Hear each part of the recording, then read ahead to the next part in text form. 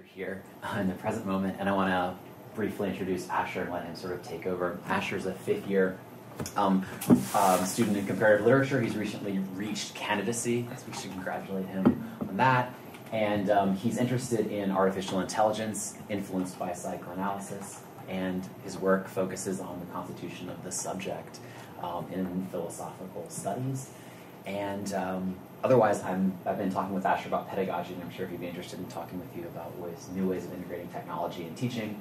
But for now, I'm excited to hear him speak on interface dynamics, the artificial intelligence of comparative literature. So let's welcome Asher. Thanks. This paper is sort of a condensation of a lot of what I'm working on overall in my dissertation project, particularly filtered through the lens of psychoanalysis. So it will be very specifically presented in those terms, although what it is presenting is sort of a larger horizon. In the tradition of psychoanalysis, we begin with the analysis of a dream. I was awoken from a short nap, Lacan explains, by knocking at my door just before I actually awoke. The rest of our presentation will examine the standing of this dream analysis, and we begin with the obvious questions. Who is the subject of the statement and of the enunciation? And what of the performative subject, the one whose absence emerges implicitly through this utterance, insofar as there was knocking? Or, in the final note, the subject of sleep, whose presence has been explicitly introduced, the subject to our own concern. And what of the subject whose status we won't ask after? Not the subject of narration, but the other one, the one presently speaking. Lacan's own description of his dream reveals very little by which we might orient our own terms of beginning. It is clear, for example, that the dream concerns the movement between the short nap and its awakening.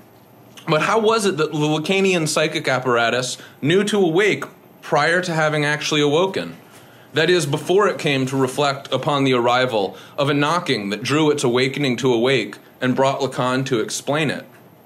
Clearly, a simple grammar will not suffice to elaborate such complex circumstances. What kind of conditioning, then, brought Lacan to be woken in such a manner? What arrangement of the psychic apparatus undergirds such potential?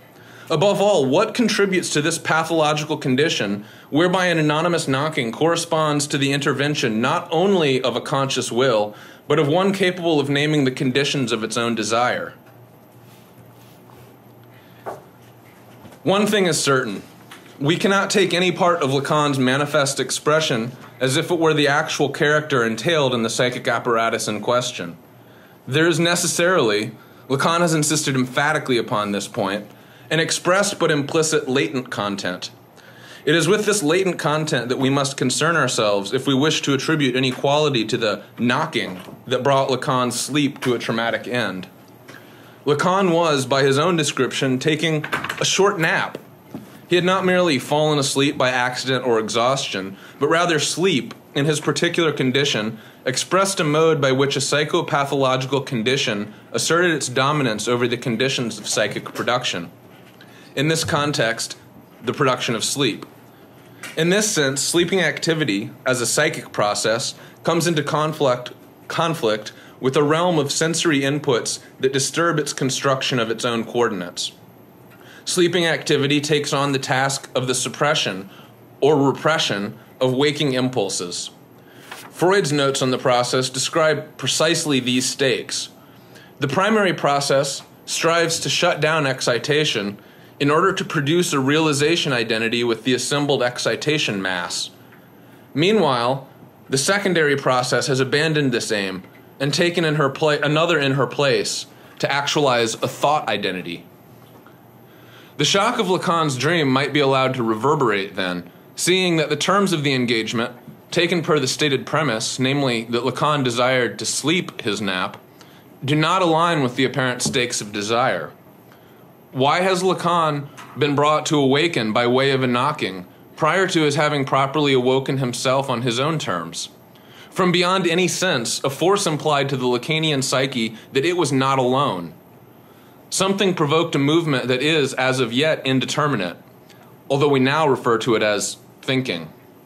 Yet whatever there is of this thinking, no definite sense can be assigned beyond the name outside, in that it remains outside of elaboration, or at least it had remained outside of elaboration before becoming elaborated as the knocking that brought Lacan to encounter himself awakening.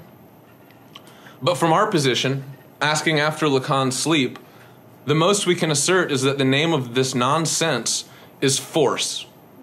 A prompt has instantiated itself, and all that can be said is that it implies a force. An outside has demanded elaboration. The traditional explanation regarding dreams is that they keep the sleeper asleep, integrating and damping interruptions, or otherwise intervening in psychic life to provoke a waking response to the impending condition.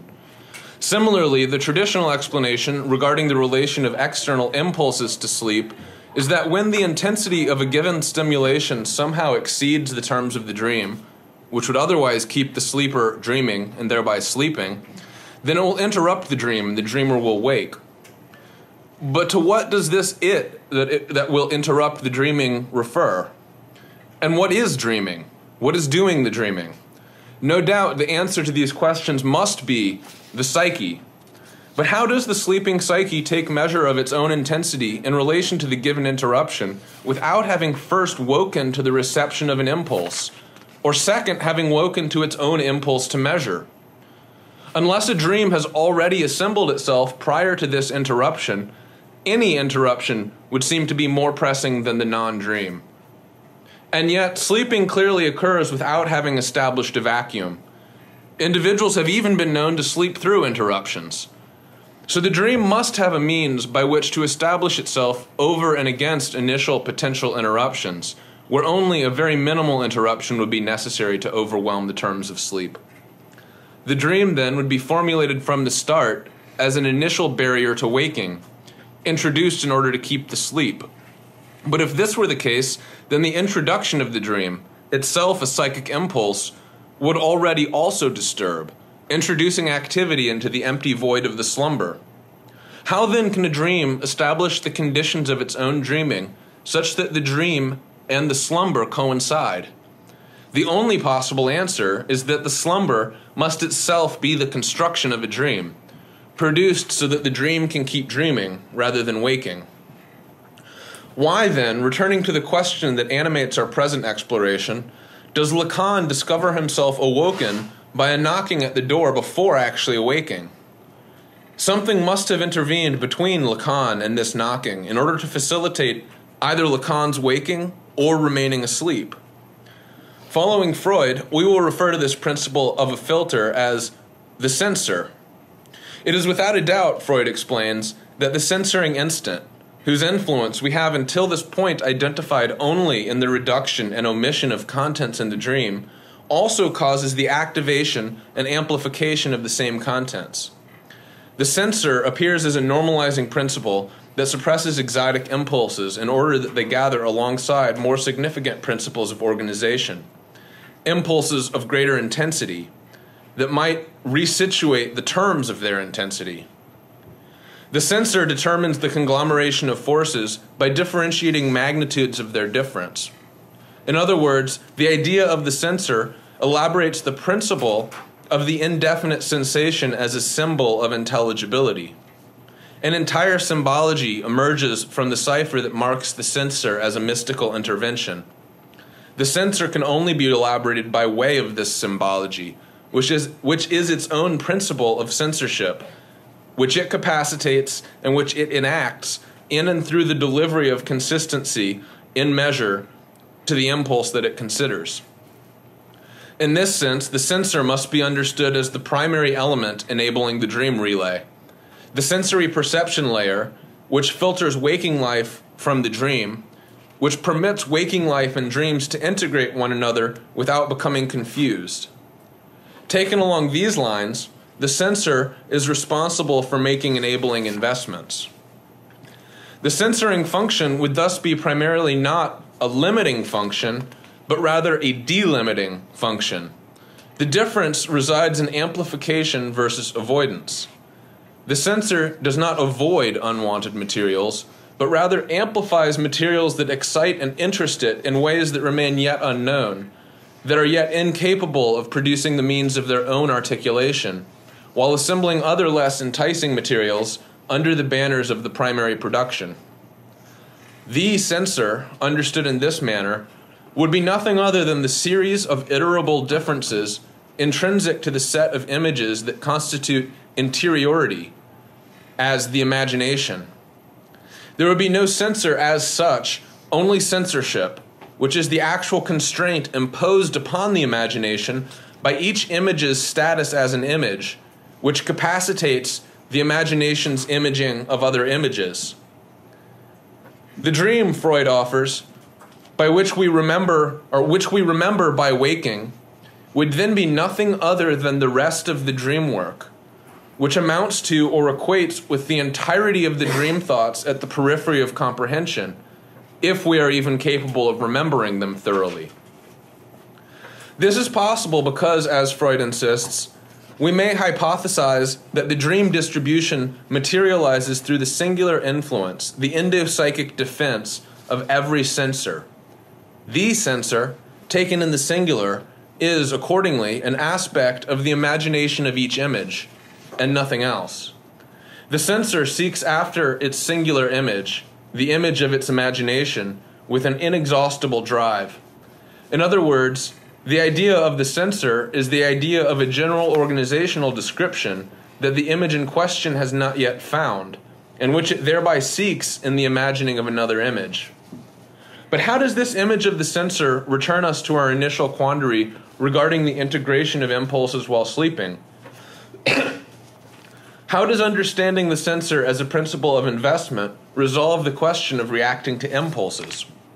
It would seem that the censor performs a dual function, amplifying certain impulses while suppressing other impulses. How can a filtering principle of censorship, even understood as an active process of energetic investment, differentiate between the impulses it would amplify versus those it would suppress, particularly if the process by which this determination is made is itself already amplification and suppression? Regarding this question, Anna Freud would have it that there are also two sorts of unconsciousness, and descriptively speaking, both things are unconscious, but one is repressed content, and the other is an automatic process which we try to lift into consciousness. Is it necessary that we also subscribe to this notion? How is it even possible for Anna Freud to distinguish between two modes of the unconscious, or, to give her credit, of unconsciousness, wherein one mode is responsible for automation and the other mode for repression? The given explanation that repression represses elements that are opposed to presumably favorable conditions of automation identifies a system of impulse avoidance as well as a system of impulse preservation. Yet we know that repression is traditionally taken to function, insofar as it avoids an impulse, by dispersing that impulse elsewhere. The two movements, suppression and amplification, seem to function in opposite directions. How can the two function together? It can't simply be that the suppression functions to avoid an excitation and also to amplify it. That would violate the very principle of organization according to the efficacy of energy transfer. Repression, as the repeated iterability of suppression versus amplification, must thus function primarily either to amplify or to avoid. But which is to be taken as primary? If avoidance, as the opposite of amplification, were primary, then the theory of Freud's Traumdeutung tells us that a waking impulse would never arrive. So if avoidance is to be taken as a function carried out by repression, it must be taken as secondary to amplification.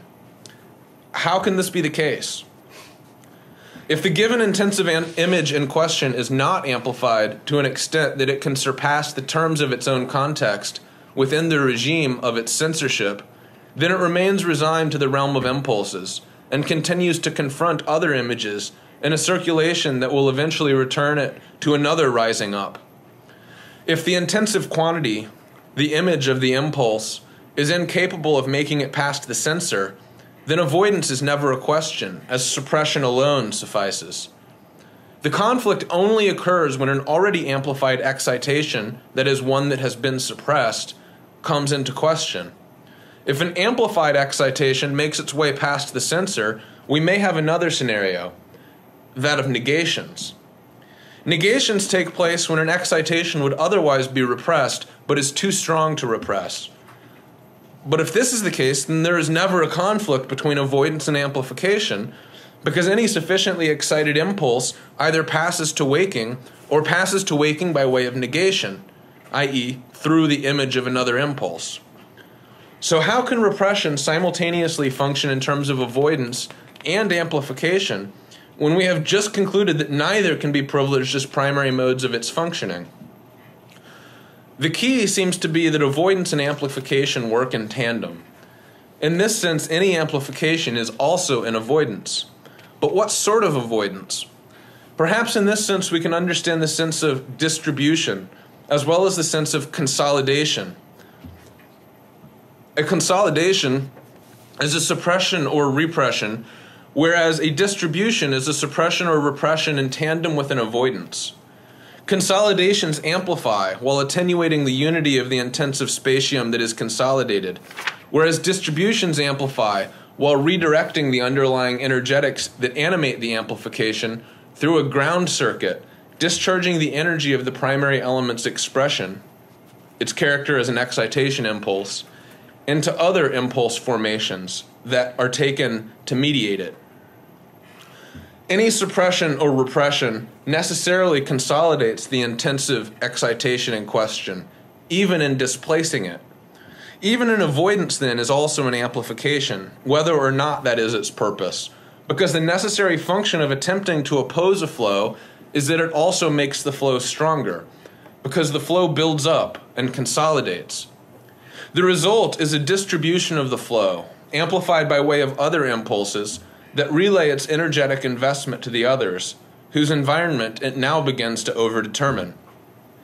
Any momentary blockage in this relay system, even as it might, for a moment, stage opposition, turns quickly to a consolidation that intensifies by way of its opposition, amplifying the opposing force, much like a dam causes its river to rise. This means that any distribution, a suppression, a repression, results in a distributed consolidation of the environmentality of the scene. The interesting thing at this point, returning to Anna Freud's comment, is that suppression or repression has become the primary mode of automation. Only by way of suppression or repression is the automation of a complex motility possible. Far from there being two irreconcilable modes of unconscious being that ought to be treated differently, there are two modes of complementary articulation that rely upon a minimal difference from one another or from one to the other in order to differentiate internal and external relays, which is to say relays that will activate or otherwise deactivate the power of automation. The automation of a complex image takes place by way of this systematic relay of suppressions, repressions, and distributions that allocate intensive formations such that appropriate flows can be discharged into specific forms of motility. So the key distinction that Anna Freud intends to identify by naming two unconscious is not two at all, but is rather a fundamental internal difference in the tendency toward discharge.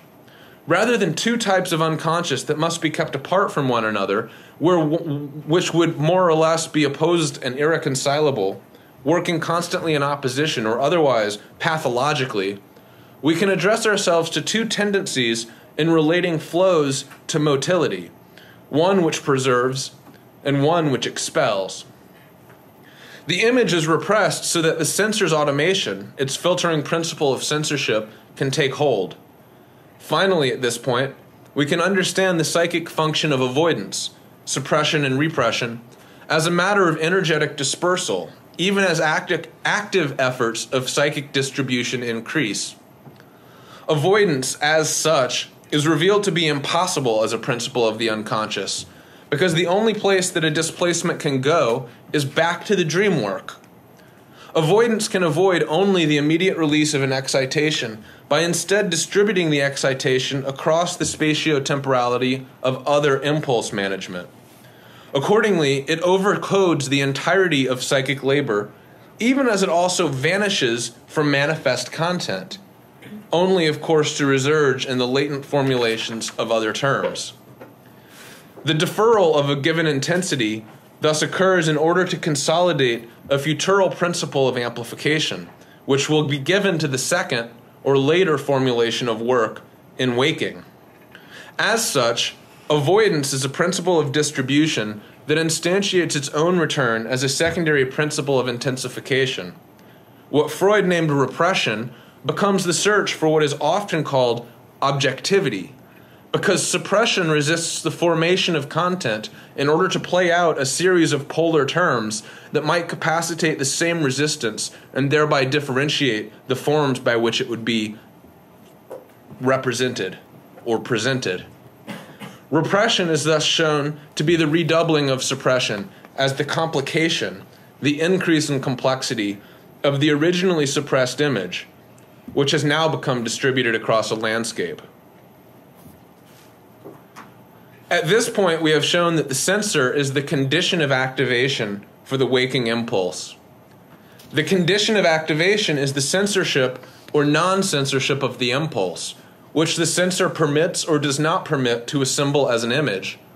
An intuition of a force splits intuition from force by distinguishing its differential spaces. We do not presently have coordinates with which to think the terms of intuition. Intuition distributes its force as body prior to any orientation or determination of body can be made. When body is determined, it is the determination of the affectivity of the force in question. Body names nothing other than the relative determination of indeterminacy as the consistency of distributions of intuition. Distributions of intuition are the only sense by which bodies can be named and assembled.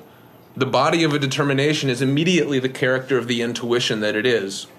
There is no basis as such for diagramming force, which means that the only way to elaborate a diagrammatic foundation is through a differential established through relative indeterminacies.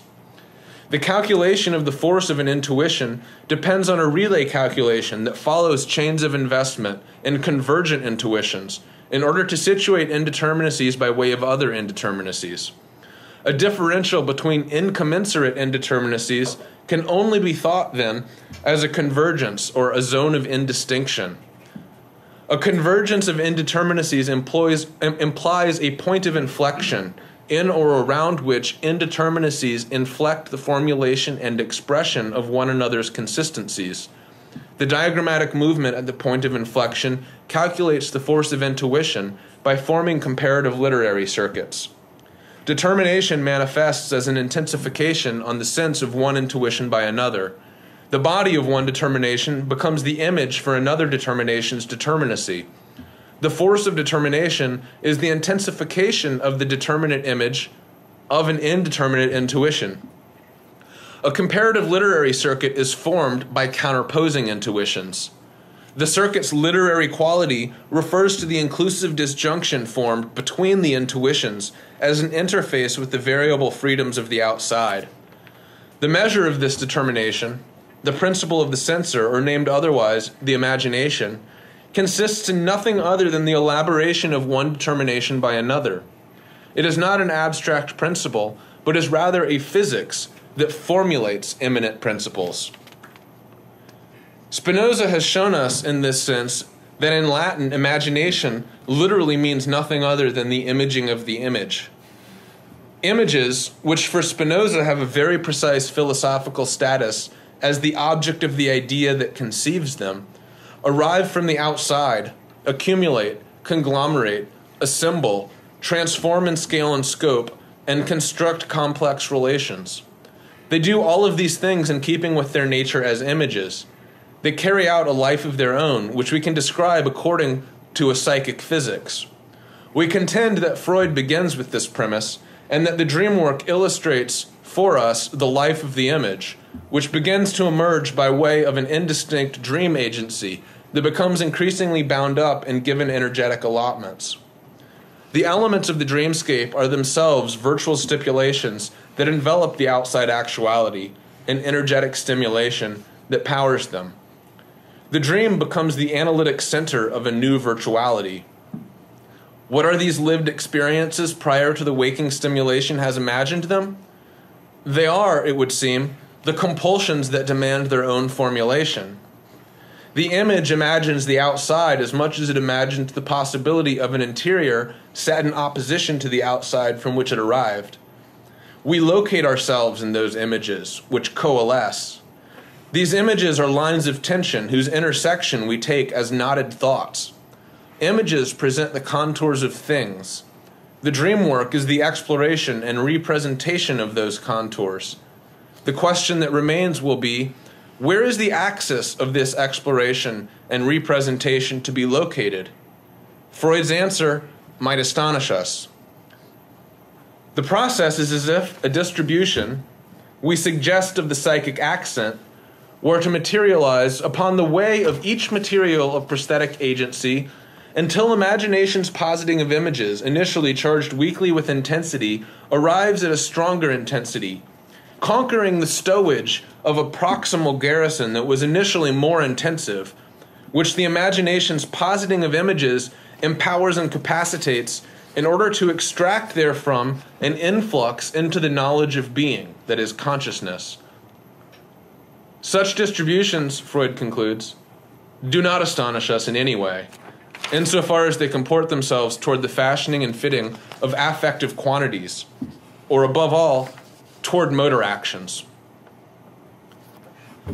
So images supplant the sensor's filtering function by constructing embodiment, which is the sensor as a material condition. Images become embodied so that the sensor's principle of censorship can withdraw into the image's reality principle.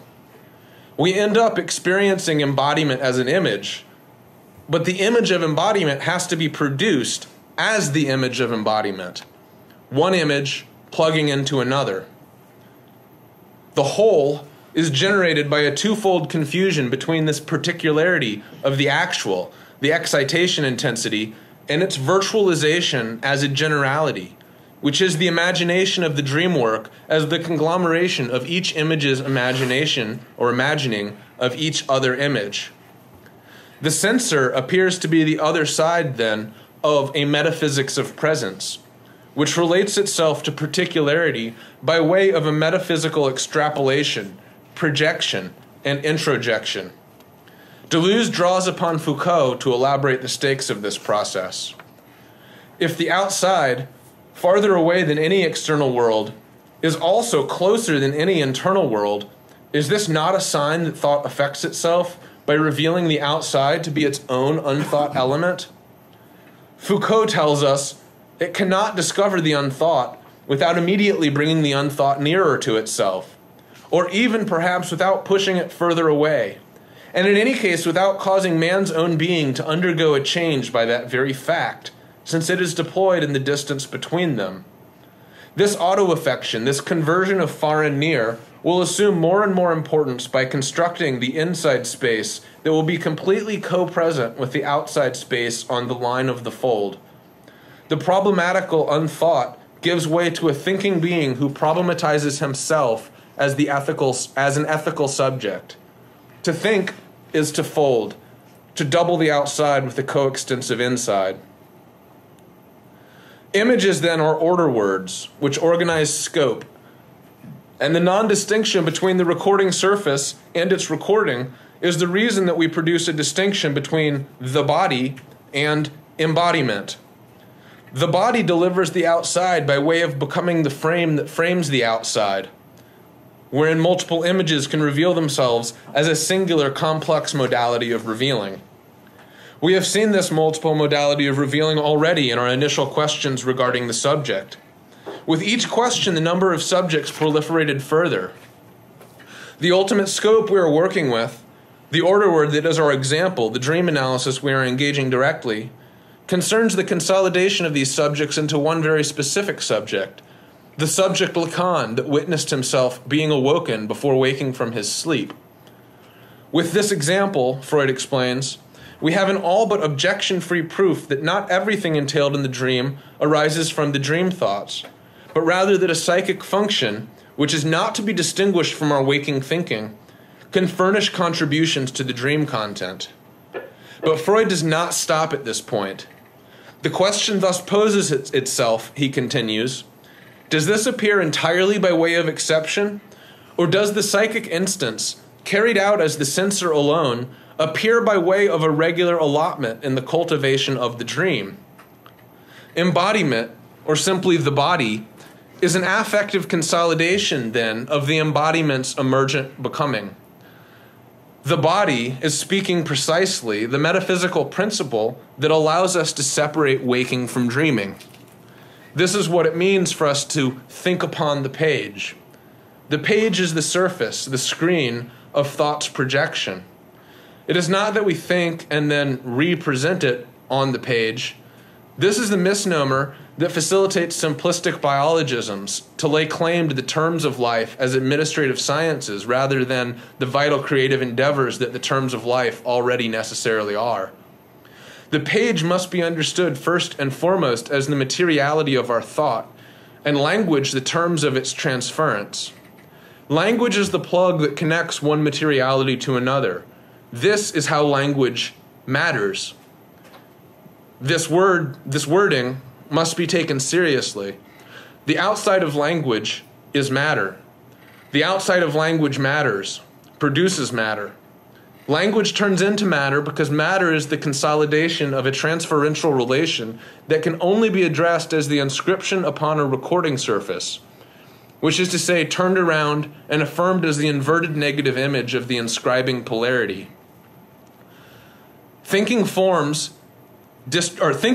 distributions out of this indeterminate outside, which it gauges as force. Thinking thinks by distributing the force that it thinks into thought. Distributions of force map intuitions of the outside forces onto connectivities that constitute bodies out of intuition. Bodies form as intuitions of connectivity that can only be inferred by way of the technologies, the interfaces, that would connect to them and that are thereby capable of extracting the connectivities from the intuitions. Bodies, in this sense, may name compositional strokes that delimit varieties of distribution, ordinate anchors that delimit convergences, or coordinate configurations that put convergences in relation to one another. Bodies are densities extracted from the chaos of the outside at points where zones of indistinction emerge, forming intuitive masses. Masses, rather than being solid formations, are clusters of intuition, where distinctions have become fractal. Masses form as intuitive convergences that delimit internal scopes of relative difference. But the scopes that form masses are virtual, and the status of the mass can always be investigated as a literature, consisting in its own internal technologies. Investigating the internal technology of a mass involves plunging into its fractal elaboration, taking another aspect that provides a different portion of this fractal dimensionality. Bodies form prior to any determination of spatio-temporal coordinates. Temporality and thereby space will be drawn out of the relative indeterminacies that bodies affectively impose upon the duration of other bodies. Relative indeterminacies situate bodies as ordinates, anchoring the relativity of indeterminacy. In Freud's words, another aspect of extremes or antagonisms in the dream thoughts, which fall under a category something like involuted, in opposition, arrives by way of following almost curiously comical ways in the aspects positing of embodiment in the dream. Freud emphasizes, the involuted does not arrive as itself in the content of the dream, but rather externalizes the aspect's presence onto the material as the real estate of its being, so that a similarly grounded bit within the already constructed contents of the dream, at the same time backwards looking, becomes involuted.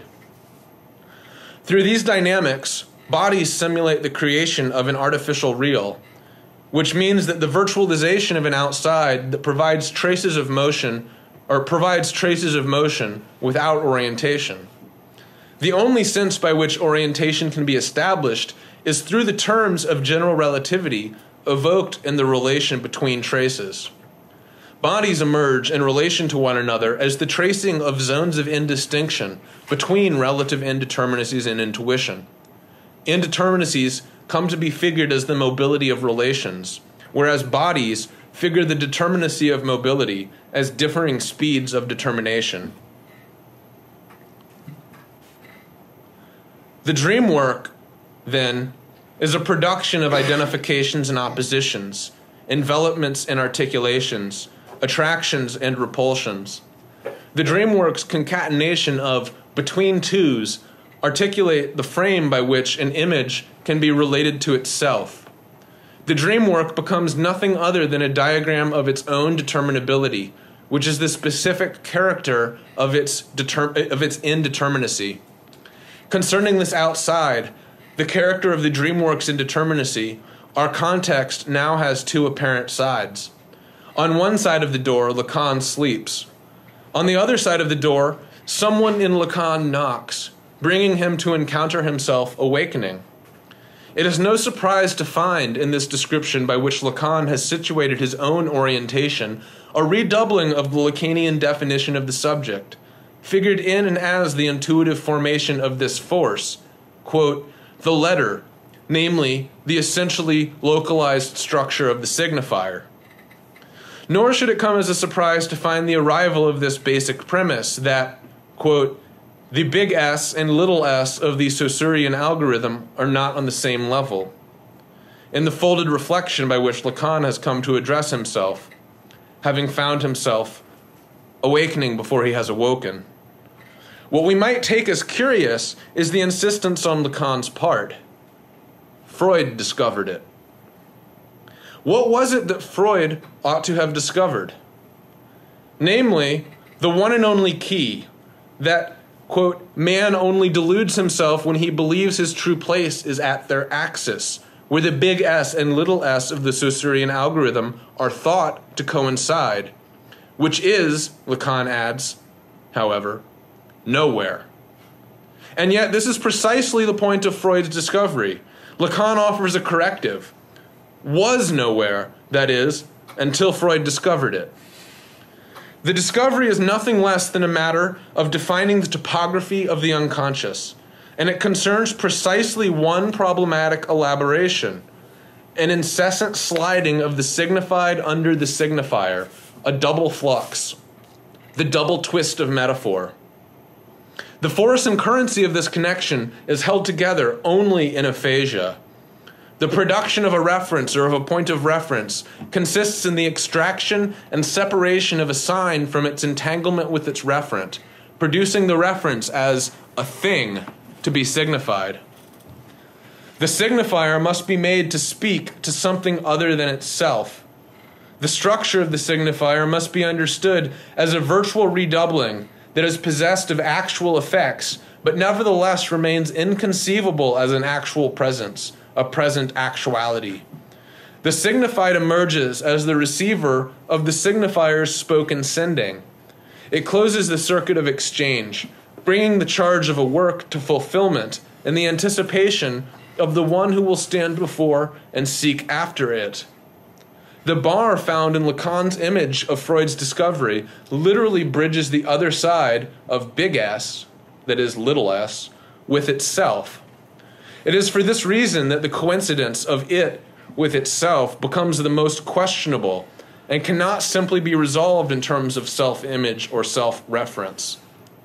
Here we may begin to find a point of access to the emphatic character of Lacan's insistence that Saussure's elaboration is, in fact, Freud's discovery.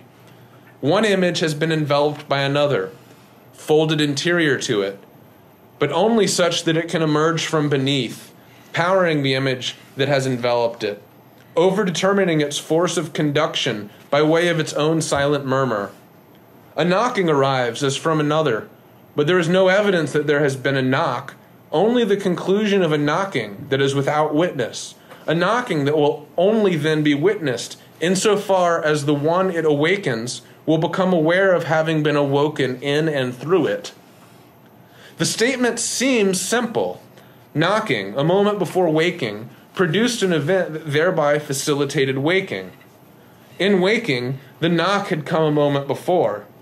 But if the knocking brought Lacan out of his sleep, how did it intrude upon the interior of his sleep such that it could bring him to witness his own awakening? What has been elided in this simplicity is the redoubling of awakening. Lacan has, in this sentence, awoken twice, once from a short nap, and once just before that. The element that intruded upon his sleep also brought him out of his sleep, returning with him. The knock must have thus occurred twice, once as it entered sleeping, and once as witnessed upon waking. The knock that occurred upon waking took place in the past of its witnessing, which was called forth from a future that had not yet arrived. The awakening comes from the future and meets itself from the other side in a strange topology of non-coincidence. The line that separates Lacan from the knocking, that draws him out of slumber, is produced through this metonymic interplay of sign as self-referent, drawing S over S, erecting what Lacan refers to as jouissance, or the enjoyment of that space, between this signifier, Lacan, and its signified, the knocking impulse that has called forth a waking movement whose terms of expression assert a pure surplus that emanates from the aphasic nothing between the knocking impulse and itself. The signified, Lacan himself, having awoken from this dream, is thereby discovered as a mimetic production without example, a placeholder for the space of the between. The signifier, crowned in the dance of this anarchic closure, announces itself once and again, virtual impossibility and actual possibility, a singular metonymy, Lacan, the one who dreamt. To attempt to seek after the signified element by way of a reality principle would be wholly misguided. In this sense, we cannot simply ask Lacan to identify the stakes of his own expression. That would presuppose that Lacan had already presented himself prior to his own presentation. As Lacan himself explains, one thing is certain: if the algorithm big S over little s with its bar is appropriate, access from one to the other cannot in any case have a signification. For insofar as it is itself only pure function of the signifier, the algorithm can reveal only the structure of a signifier in this transfer. From there on, Freud's discovery elaborates, the force of thought is sustained by an array of transformations that we can no longer recognize as normal psychic processes, and that produce a strange and alienated result for us, a psychopathological image. Here, Lacan explains, that is, in the context or condition of this image, we will single out and gather together the positing of the same. These activations, Freud continues, are often easily identified. They become tentatively related with one as if instantiated, not having in and for themselves any particular character of animation, and are instead affixed to their place, where they can serve as an alliance between two elements of dream contents for the initiation of a conjunction between two dream parties. In this conjunction, we find ourselves returned to our point of beginning, concerned with the manifold subjects that Lacan dreams up in order to situate himself there, witnessing his own awakening, knocking him out of his slumber. Confronted with all of these subjects, we not only find that we are surrounded by a multiplicity of discordant voices, but also that each of them is named Lacan, each referring to the next in a circuit of exchange that ties the statement with its enunciation, the performance with its utterance, the narrative with its narrativization.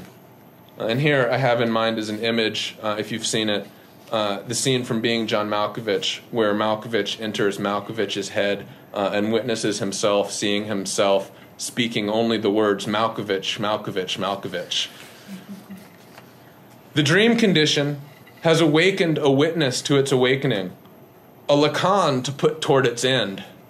As Freud describes it, in the consolidation process, all of the psychic coherence, cohesion, and connectivity translates itself into the intensity of the imagination's posited content. That is, namely, the fall into context, which is as when I allow myself to be barred or emboldened by a single word in a book, enclosing, settling, and arranging the entire conception of the text according to a single figurative sense. This description should reverberate with the familiar claim that there is no space of negativity interior to the dream work.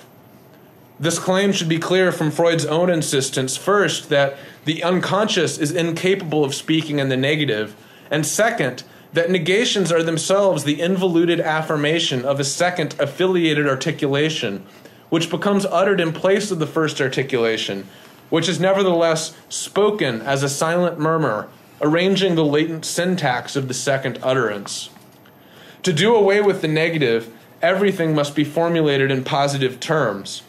Thus, even an avoidance, the principle generally assigned to the function of suppression and repression, must be articulated in terms of a positive principle of organization.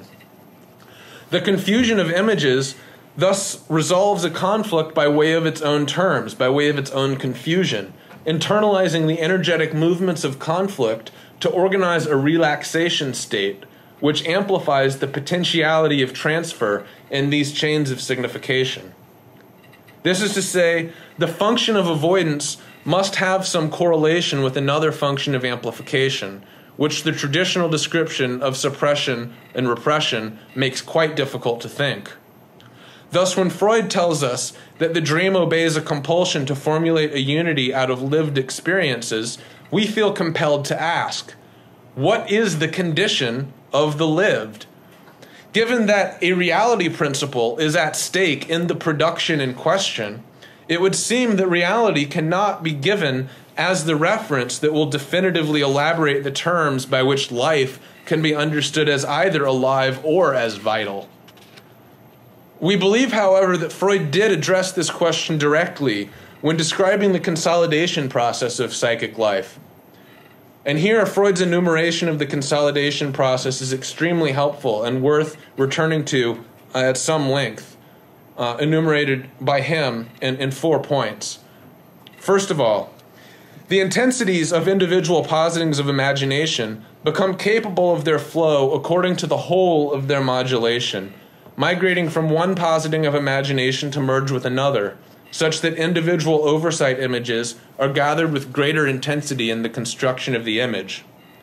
Second, it is composed and imaged in turn through the free transferability of intensity and in the service of the consolidation of the resources of the imagination, regardless of compromise. In contrast, when we seek the preconscious thoughts of discursive expression, mix and compromise images come about with exceeding frequency and will be deduced as modes of covenant. Third, the presentations of imagination, which transfer intensity between one and another, stand in the loosest relations to one another, and are linked through such terms of association as that become despised by our thinking, and that will yield only to the comical effects of exploitation. In particular, homonyms and order word assemblages can each be valued as the other. Fourth, one conflicting thought and another do not strive to annihilate each other, but rather stand beside one another, often assembling themselves for the products of consolidation as if no conflict stood between them, or building compromises for which we will never forgive our thinking, regardless however often we sanction them through our comportment. The job of the dream work is shown then to be the amplification of interstitial relations, such that the immediate immanent consciousness can be disentangled from chains of association, which otherwise would remain bound and thereby confused, even superimposed or improperly substituted, rather than clearly articulated. For this reason, the letter is, in the final word, nothing more and nothing less than the materiality of an affect without cause, a virtually impoverished actuality, what Zizek refers to as a lost cause.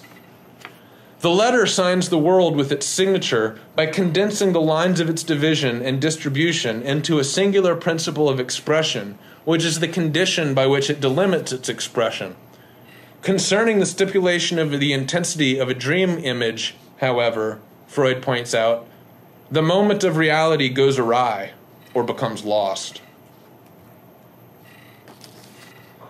At this point, we must pause lest we be accused of moving too quickly, and offer a bit of caution regarding Freud's discovery. The dream, Freud warns, is at the same time centered elsewhere, its contents aligned toward the middle point of other elements as the dream thoughts. The end of the dream in question, Lacan having been awoken, must thereby be seen otherwise when taken in terms of the dream itself. But what sense can be given to this dream itself? From the entrance of the knocking into the Lacanian psychic apparatus to the consolidation of a waking impulse expressing itself in the same apparatus, Freud explains, the entirety of thinking is only a detour, which is taken up by the presentation of an objective, from the satisfaction memory to the identical allocation of the same memory, which ought to be further erected upon the way to movement experiences. The dream itself, then, must be understood to correspond to this moment between the suspension of all Lacans on the one hand, and the affirmation of each and every Lacan, wherein each one becomes instituted as the other on the other. This condition of substitution is the condition of the dream work as an imagination. Motility can no longer be seen as spontaneous. It is assembled, which is to say that it consists in production. The dream work is this production, which is the production of a sensor that can conduct a specific consistency. It is precisely this moment of the dream itself that witnesses Lacan's awakening, or that, put otherwise, is Lacan witnessing himself awakening. We call this mode of substitution by which one image, perhaps one Lacan, either overcodes or overdetermines the principle of another image, accepting its premise by way of a sovereign force implied in overcoding or overdetermination, a sovereign exception. A sovereign exception consists in two functions, and they are directly related as complements exerted at the level of each individual image. A symbol is a sovereign exception that operates as a momentary articulation of the economy of which it is a withdrawn aspect, a filtering mediation. In this sense, we can say that a symbol is a point of view on an economy, an order. The symbol is the concrete manifestation of a confusion of terms between sensor and sensation. It corresponds to a divide between subjects of speech and enunciation, as a divide between the principle of sensation and the unspoken idea of censorship. We usually call it embodiment, that conducts it. The idea of the censor functions as the attempt to forget the limit of sensation, while simultaneously applying the same limits as the terms that frame conditions of intelligibility. The dream appears as the idea of the censor intervening in the movement of a sovereign exception by way of a withdrawal. It is the rule, the first image, that will be taken for granted to interpret this new term, the second image. It comes to be known as the censor because it functions as the dirty little secret that is always at the center of everything, even as it vanishes. It vanishes into a presentation of intelligibility, what we call world, but what we should recognize as the formation of narcissism, an elaboration of the consequences of overdetermination by this censor, which censors the onslaught of the outside so that it can be sorted into productive categories of truth. In other words, the outside filters itself by way of its own peripheral relations, thereby constructing an interior system of dynamic identification by which it separates itself from itself, which is the locus of its own empowerment. The sovereign image is always the one that is not seen, which remains latent, employing another image as its representative. This is why images are immediately political, not without a moment's notice, but literally without mediacy. Images instantiate the political as a field of transcendental relations, relations of images carrying out the sovereign exception of another, which is also an image, the image. The immediate concern is what remains in this tension of consolidation and distribution. Does the dream give its work over to distribution without significant resistance? Or, on the other hand, does the dream assert its consolidation with a psychotic intensity? This is quite literally the tension between the objective world as the world of distributed projection and the agential self that dwells within the principle of this reality, the sovereign exception that is the measure of its construction, its enabling capacity. The question becomes then, in the final instance, when the world of agency has been distributed into the agency of the world, does a sufficient self remain to carry out the wishes of the dream? Self at this point means nothing other than the consistency of the imagination as the sum of each image's imagining of every other image. Self names that which amplified moves inward toward me, whereas that which is distributed moves me, as I, outward, in the sense that I move away from it. We subjects, whichever ones we may be, are part of its vision, which is not an intentional vision, but rather a pure perception or perceptibility. It sees us into place as we approach it as our own, imagination's absolute limit. Immanence, the formation of the imagination as the relation of each image to every other, is thus reflected as the principle of a censor, and that principle of a censor attributes its reflection as a relation to lived objects. The censor thus appears as a germinal locus of transcendence. The goal of the censor emerges as the fact of the distribution of everything, which is the way that it becomes a waking impulse. This is an odd statement and deserves consideration. The goal of the censor is not to distribute, but is rather formulated in the distribution, as the fact of the distribution. The goal of the censor is its identity as a censor, which is its functional articulation of distribution as the physical reality, the affective reality of a metaphysical principle. And the goal of the dream, the waking agent, is to consolidate the goal of the censor, the dream work, and make it rise up in a waking will congruent with the censor's repeated acts of suppression, which, iteratively and in sum or sequence, we refer to as repression. The censor can quite literally be said to be nothing other than the incapacity of the image to be anything other than that which it might be. A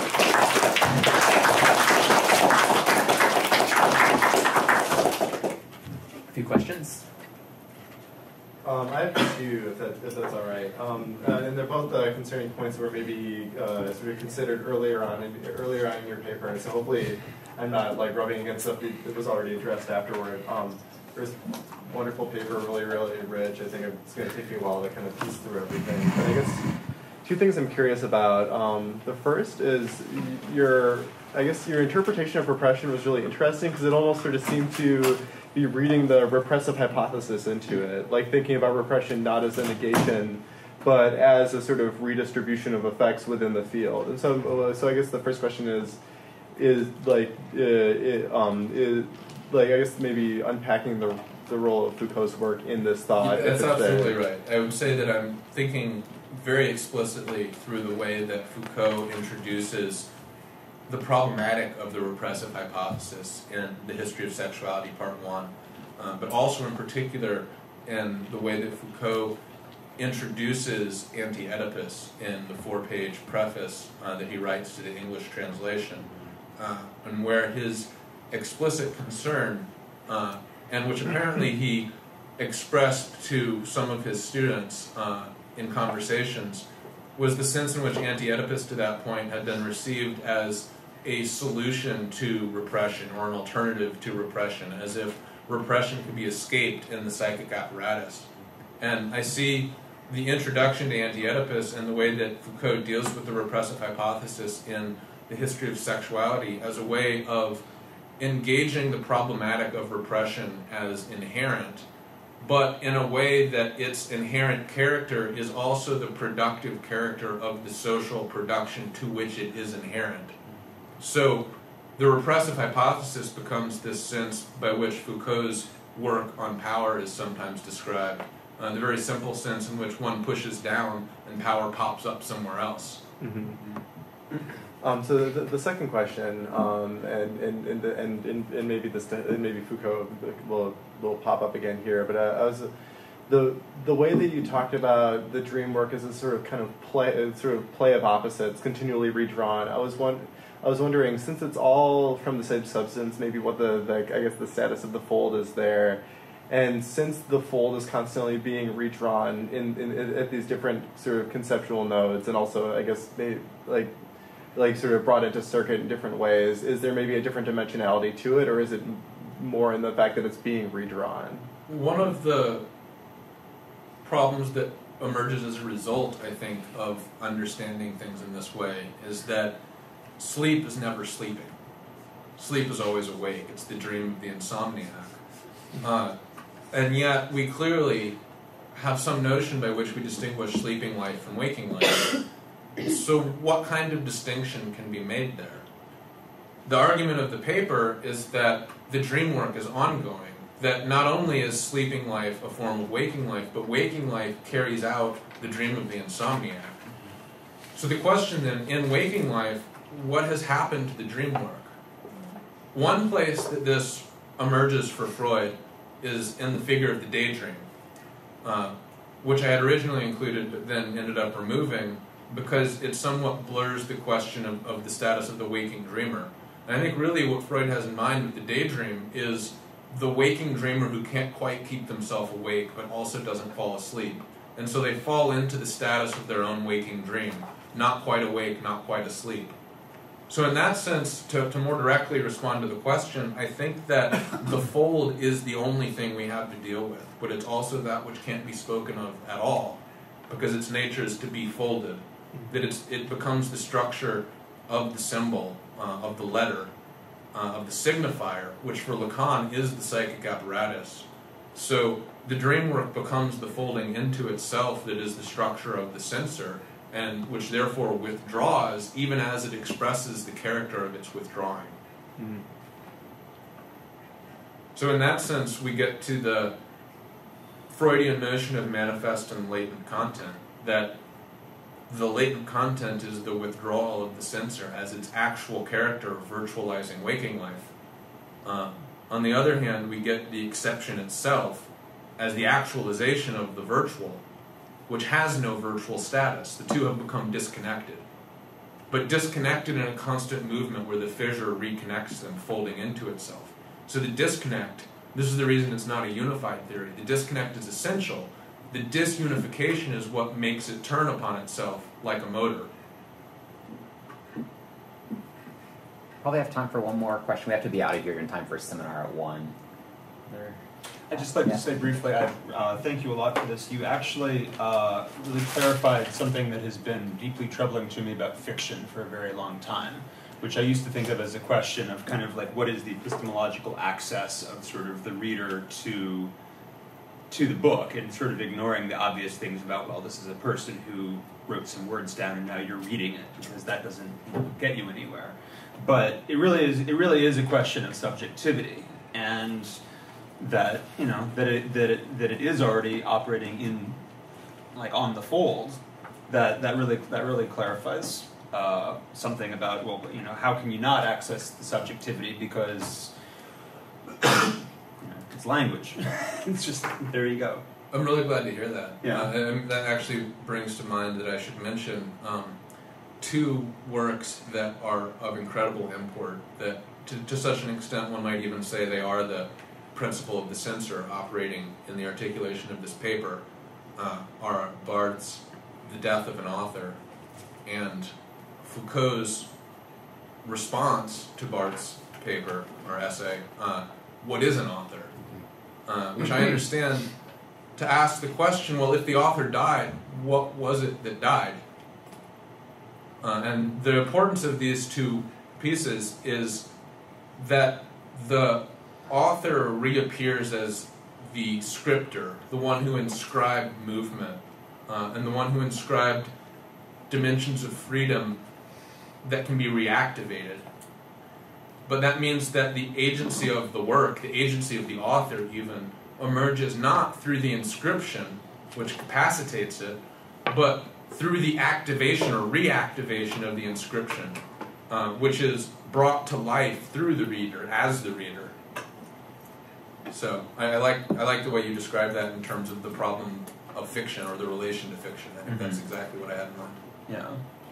I mean, we kind of live in stories in a certain way, but like the depth of that involvement and to which, you know, kind of is the ocean that we swim in is kind of difficult to say. I'm very glad that you're working with this. I want to think about the role of fiction and how we formulate the non-fictional life, and the way that the non-fictional life is itself a form of fiction, right? Conducted in a very particular way. Right. Thank you, Asher. Let's give Asher a hand. And stay tuned for next month's ESP events, and we look forward to seeing you then. German? No.